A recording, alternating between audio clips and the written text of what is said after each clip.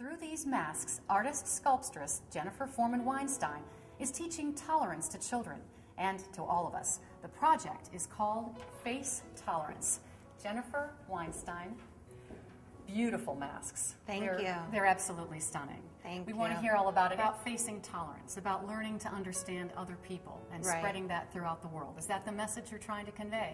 That is the message, and through the ripple effect, which I teach the children on the very first day of class, tolerance begins to spread throughout the globe through this wonderful project.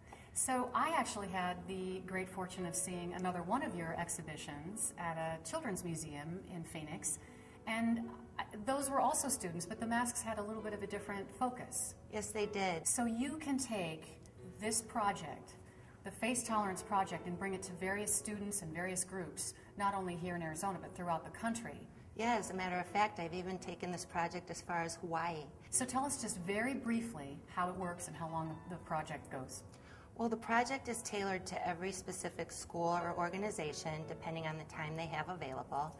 And what happens is I pair up the children or the adults with the student or adult they feel they know the least, and the magic begins. Once Jennifer Forman Weinstein comes to the school, one of the things she does is have the students collect found objects that symbolize what their face of tolerance sees and how they see tolerance. So we have different components. One student who has a sewing machine and wanted to sew the world of tolerance together. A student with time ticking away on a clock to show that now is the time to be tolerant and learn tolerance. And each of the masks have a piece of glass, whether in the eye or in some other area of the face, so we as people coming through the exhibition can see ourselves in each person's face of tolerance. And when you talked about this in class with the students, did they bring up topics about maybe ways that they felt that they might have been discriminated against or that they might have viewed others negatively? Of course, children always feel that, they are bottom level on the food chain, so they always felt there were times when they had been discriminated against. And some of them couldn't remember a time, but they remember passing judgment on someone else, but not being as tolerant.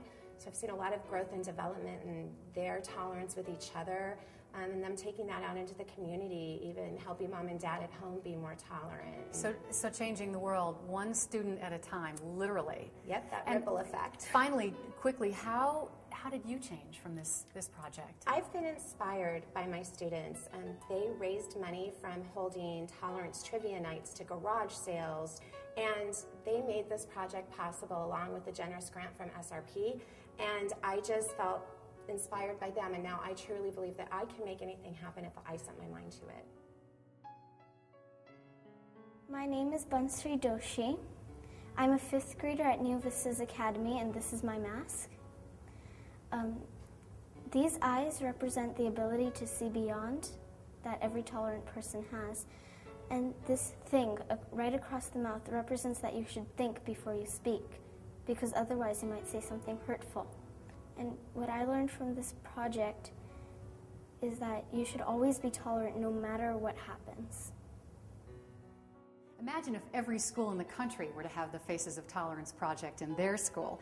Jennifer Forman Weinstein and her team of young artists are changing the world, creating new pathways of exploration by teaching tolerance to our next generation globally through art.